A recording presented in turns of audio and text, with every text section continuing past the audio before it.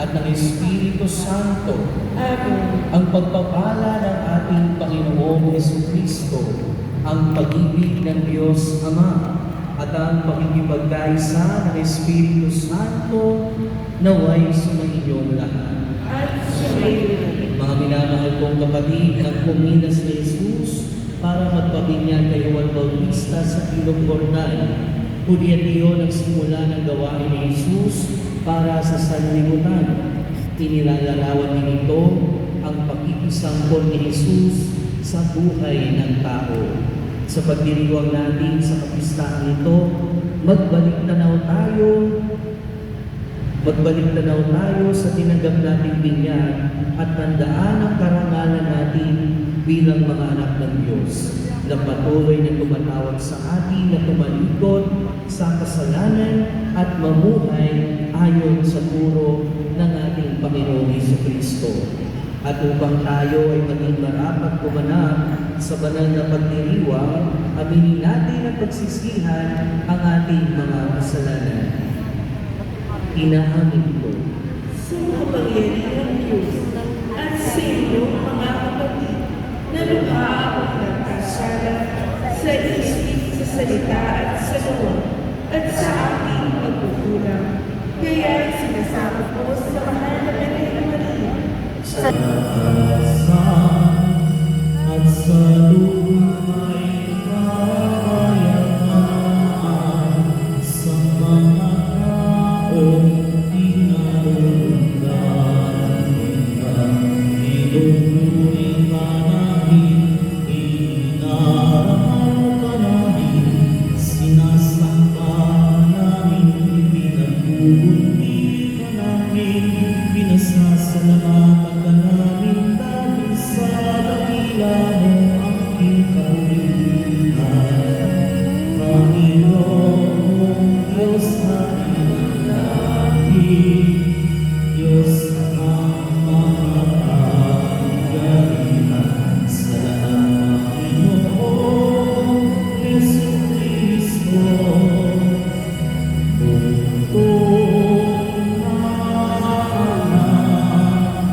Panginoong Diyos, Kordero ng Diyos, Anak ng Ama,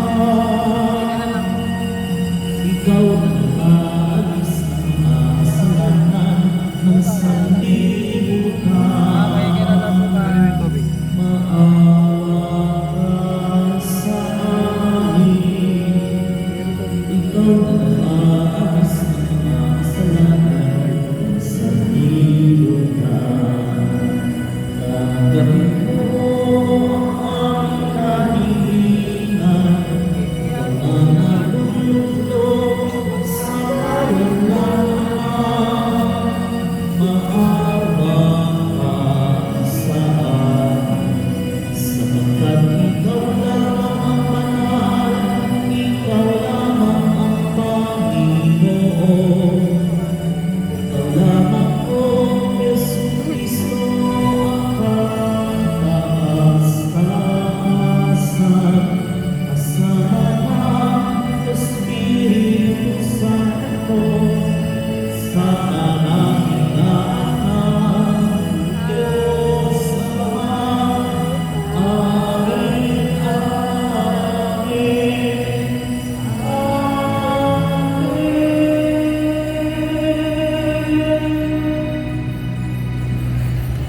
Manalangin tayo. Ama naming makapangyarihan, noong binyagan ang Mesiya sa Ilog Jordan, bumaba sa kanyang Espiritu Santo at sinabi mo ang iyong anak na minamahal ay lubos mong kinalulugdan. Kaming mga isinilang mo bilang mga anak sa tubig ng binyag at sa Espiritu Santo ay mamalagi nawang kulugod-lugod sa iyo.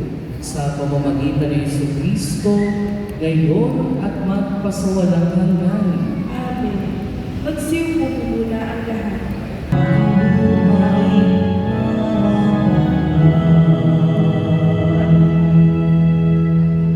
Ikaw poon ang aking Diyos, kinakila mo talaga. Ang taglay mong kasuotan, dakila rin Nababatbat ka, O Diyos, ng maligning na liwanag. Ang langit ay parang kolga na kamay mo ang nagdadlan. Buong pinupuri ikaw, ang aking buhay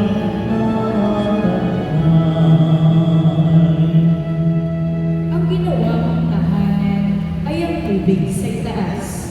Ang karo mong sinasakyan, ang papawiring tulad. Sa pakpak ng mga hangin ay doon ka lumalakad. Paghahati ng balita ay hangin din sumisibay. At kidlat na matatabi ang alipig tumutulong. Buong pinupuri ikaw, ang aking buhay na taglay. Sana hindi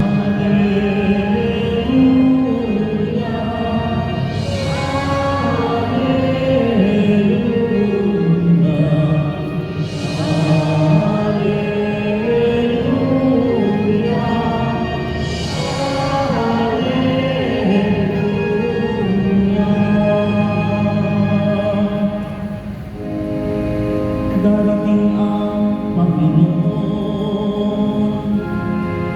at sa Espiritu ako'y magbibinyag sa kahapon. Alleluia, Alleluia.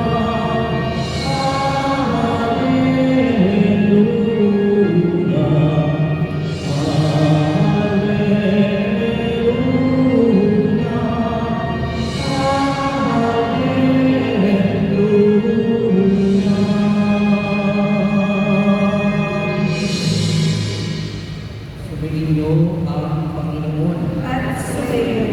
ang mabuting balita ng Panginoon ayon kay San Lucas. Pupuri sa iyo, Panginoon. Lahati sa mga tao ang pananatili sa pagdating ng Mesiyas at ang akala ng maraming si Juan ang kanilang hinihintay. Kaya sinabi ni Juan sa kanila, "Binibinyagan ko kayo sa tubig, ngunit ang darating na kasunod ko ang magbibinyag sa inyo sa Espiritu Santo at sa apoy. Siya'y makapangyarihan kaysa akin, at hindi ako karapat-dapat magdala ng tali ng kanyang paniyamak. Napinyagan na noon ang lahat ng tao, gayon din si Jesus. Nang siya'y nananalangin, nagbukas ang langit at bumaba sa kanya ang Espiritu Santo sa anyong kalapati. At isang tinig mula sa langit ang nagsabi, "Ikaw ang minamahal kong anak, lubos kitang pinalulundan." Mga kapatid, ang mabuting balita ng Panginoon. Puri ka namin, Panginoon sa Kristo. Magsiyo po kami. Nazareno, ngayong araw, ang huling araw sa panahon ng Kapaskuhan. Kaya batiin naman natin, yung mga katabi natin, batiin natin ang huling Merry Christmas. Bukas nila pwede. At ngayon, pinagdiriwang natin ang dakilang kapistahan ng pagbibinyag sa Panginoon. Noong nakaraang linggo, pinagdiwang natin ang Epipanya o ang pagpapakita ng Panginoon. Pero ang pagbibinyag sa Panginoon ay sa dinuri ng kanyang pagpapakita. Pero hindi lamang pagpapakita, pero ito din ay pagpapakilala. Sa kanyang binyag, unang nagpakilala ang Santatlo. Narinig yung tinig ng Diyos Ama na nagsabi nito, "Ang aking anak, ang lubos kong pinalulugdan." At ang Diyos Anak naman ay naroon, ang Panginoong Jesucristo na bininyagan. At naroon din, narinig natin sa pagbasa, bumaba ang Espiritu Santo sa anyong kalapate. Pero ang pagbibinyag din sa ating Panginoon ang nagpapakilala sa Kanya na unang-una, siya ang ikalawang persona ng Diyos at pinakilala din ito ang Kanyang misyon. Dito nagsimula ang Kanyang misyon ng pagliligtas. Pero hindi lang yung Kanyang misyon ng pagliligtas dahil pangalawa, naging tanda ang binyag na ito na siya ay nakaisa nating mga makasalanan. Nagkaroon ng binyag dahil merong kasalanan. Ang mga nagpapabinyag ng panahon ngayon ay ang mga makasalanan at yung binyag ay tanda ng paghuhugas ng kasalanan. Ganun pa rin naman hanggang ngayon, kaya nga meron tayong binyag. At ang Panginoong Jesucristo, ang anak ng Diyos, walang kasalanan, hindi nagkasala, pero nagpabinyag bilang tanda na tayo ay nakakaisa niya. Ang walang kasalanan, nakaisa nating mga makasalanan.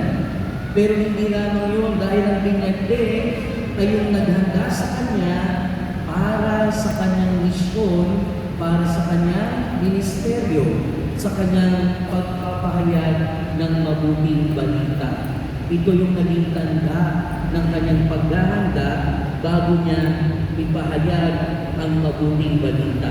Kaya ang pagbibinyag ay hindi lamang pagpapakita ng ating Panginoong Jesucristo at ng Santatlo, pero pagpapakilala na rin ng ating Panginoong Jesucristo.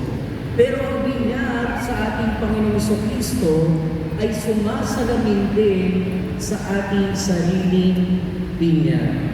Na unang-una, ang binyag ng ating Panginoong Jesucristo ay nagpapaalala sa atin ng sarili nating binyag at yung grasya na nakuha natin noong bininyagan tayo. Noong bininyagan tayo ay naging anak ng Diyos. At dahil tayo ay naging anak ng Diyos, nagkaroon tayo ng dignidad. Sa pagiging anak ng Diyos natin, nanggagaling yung ating dignidad bilang tao.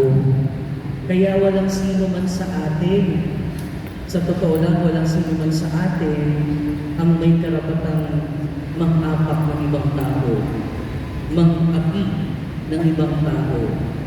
Dahil kung sarili natin, hindi natin pwedeng burakan. Dahil meron tayong dignidad na hindi maiaalis ni man. At yun ang dignidad ng pagiging anak ng Diyos. At dahil tayo'y anak ng Diyos, ito yung ating pagkakakilanlan. Tayo'y anak ng Diyos, and therefore, tayo ay para sa Diyos. Para lamang tayo sa Diyos. Yun, yung dignidad natin.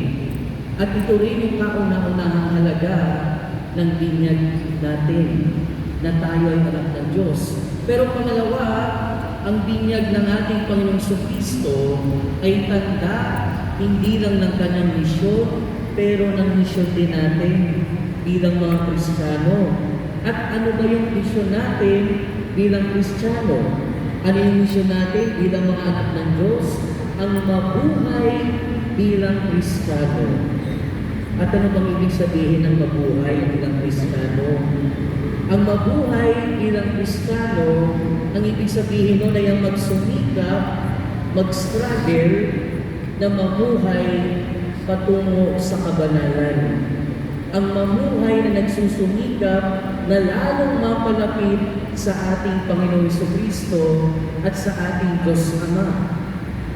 Marami sa atin, no? Kung tatanungin natin, sige nga, tatanungin ko kayo, sino sa inyo gustong maging santo? Palakpakan. Naku, konti lang. So yung mga, sino ayaw maging santo? Taas ang kamay.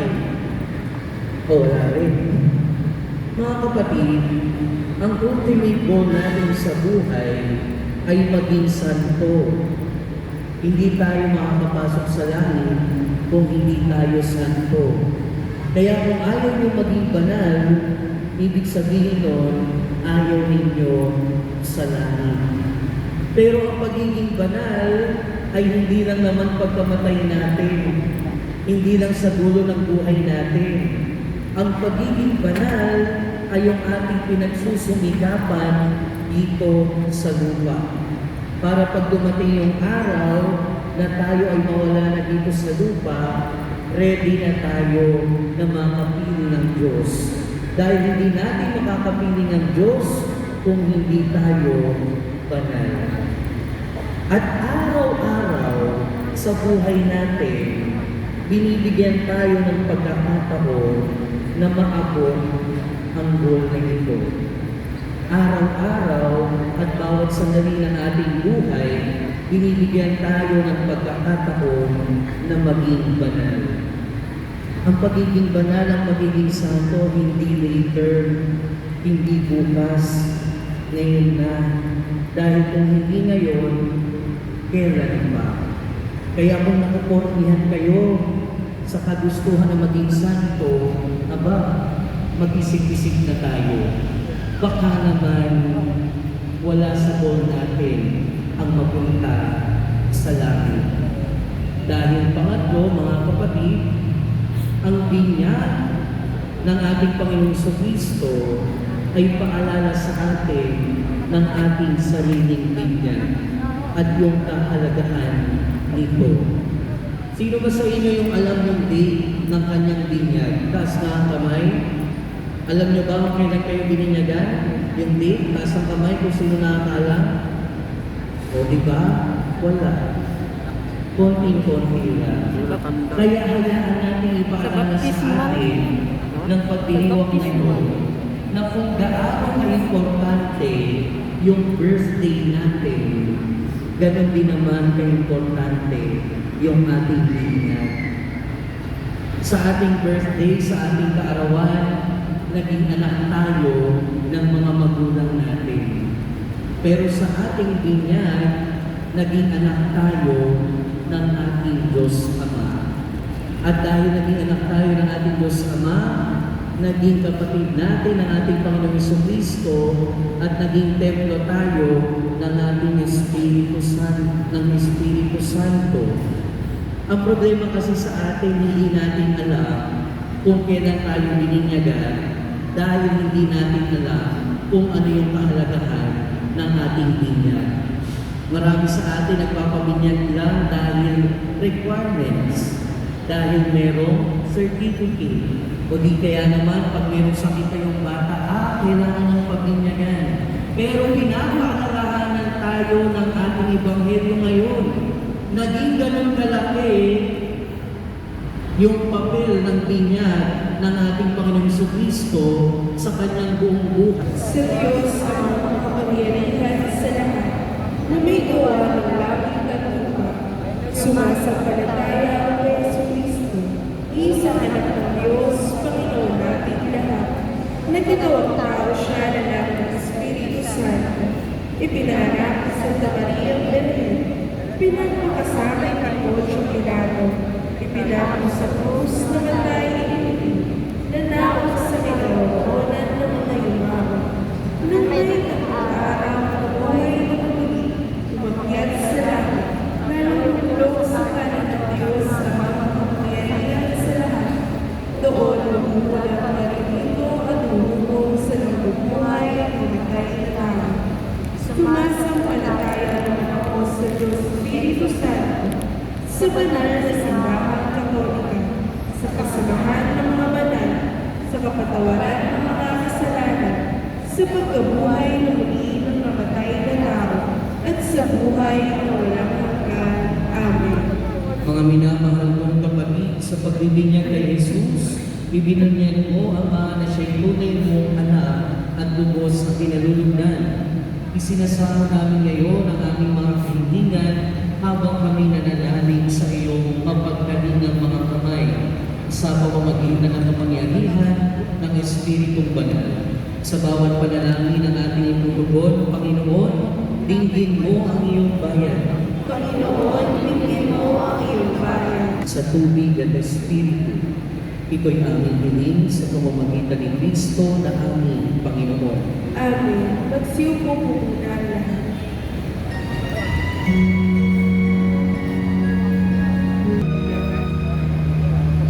Magtayo po ang lahat. Bawal na po pumusok.